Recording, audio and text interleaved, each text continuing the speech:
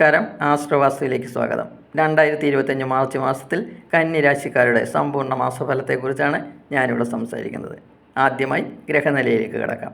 ഇടവത്തിൽ ഗുരു, മിഥുനത്തിൽ കുജൻ, കന്നിയിൽ സിഹി, കുംഭത്തിൽ ശനി, സൂര്യൻ മാർച്ച് 14 വരെ കുംഭൻ രാശിയിലും ശേഷം മീനൻ രാശിയിലുമാണ് സ്ഥിതി ചെയ്യുന്നത്. ശനി മാർച്ച് 29 മീനൻ രാശിയിലേക്ക് രാശിമാറ്റം നടത്തും. മീനത്തിൽ ബുധൻ, ശുക്രൻ, സർപ്പൻ എന്നീ ഗ്രഹങ്ങളാണ് നിലവിൽ നിൽക്കുന്നത്.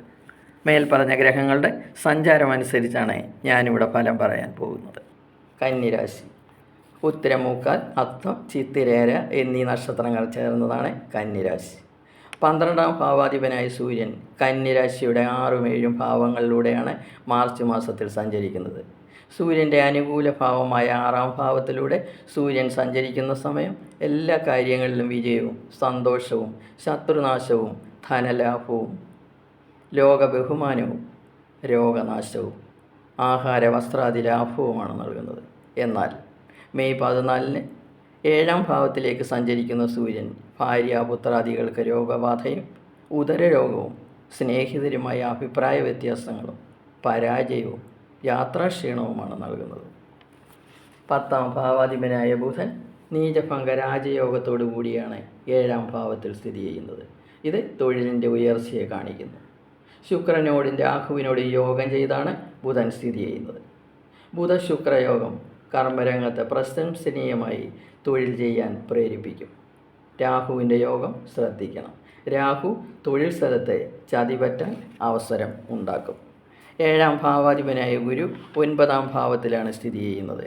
അതുകൊണ്ട് ബിസിനസ്സുകാർക്ക് എല്ലാ കാര്യങ്ങളിലും ഭാഗ്യവർധന ഉണ്ടാകും. വിദേശത്ത് ബിസിനസ്സുകൾ തുടങ്ങാൻ അവസരമുണ്ടാകും. പാർട്ട്ണർഷിപ്പ് ബിസിനസ്സിൽ ശ്രദ്ധ വേണം.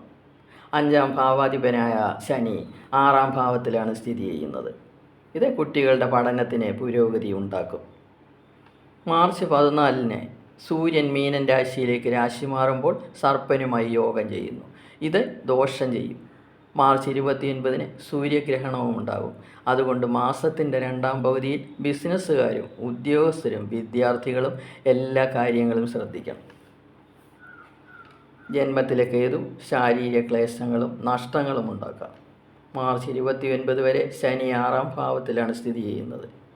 തൻ്റെ ഇഷ്ടഭാവമായ 6ാം ഭാവത്തിൽ സ്ഥിതി ചെയ്യുന്ന ശനി കുടുംബസുഖവും സ്ത്രീ സുഖവും ശത്രുവിജയവും ഗ്രഹഭാഗ്യവും ധനധാന്യ സമൃദ്ധിയും നൽകും.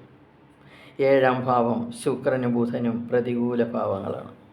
പക്ഷേ ശുക്രനും ബുധനും രാജയോഗത്തോടെ 7ൽ നിൽക്കുന്നതുകൊണ്ട് ദോഷഫലങ്ങൾ കുറയും, ശുഭഫലങ്ങൾ നൽകും. 7ലെ സർപ്പൻ കുടുംബത്തിൽ കലഹവും ദമ്പതികൾ തമ്മിൽ സംശയവും ഉണ്ടാക്കും. സൂക്ഷിക്കണം. ഭാഗ്യസ്ഥാനത്ത് നിൽക്കുന്ന ഗുരു എല്ലാ ദോഷങ്ങളെയും അകറ്റി മെയ് 14 വരെ സ്ഥിതി ചെയ്യുന്നു. 9ലെ ഗുരു പുത്രസുഖത്തെയും ഗ്രഹലാഭത്തെയും സ്ത്രീയോഗത്തെയും കർമ്മപുഷ്ടിയെയും ധനവരവിനെയും സൂചിപ്പിക്കുന്നു. 10ലെ ചൊവ്വ നീതികാര്യങ്ങളിൽ തടസ്സവും രോഗപീഠയും പരാജയവും കാണിക്കുന്നു. പൊതുവെ മാർച്ച് 14 ശേഷം സൂര്യനും ജന്മത്തിലെ ശിഹിയും 7ലെ സർപ്പനും 10ലെ ചൊവ്വയുമാണ് പ്രതികൂല ഫലങ്ങൾ നൽകുന്നത്.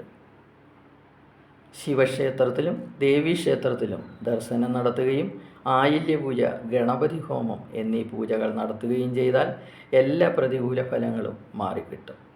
നിങ്ങൾക്ക് നല്ലത് വരട്ടെ എന്ന് പ്രാർത്ഥിച്ചുകൊണ്ട് നിർത്തുന്നു. ഇനി അടുത്ത വീഡിയോയുമായി വരാം. വീഡിയോ ഇഷ്ടപ്പെട്ടെങ്കിൽ സബ്സ്ക്രൈബ് ചെയ്യുക. സംശയങ്ങൾക്ക് വാട്സപ്പ് നമ്പറിൽ ബന്ധപ്പെടുക.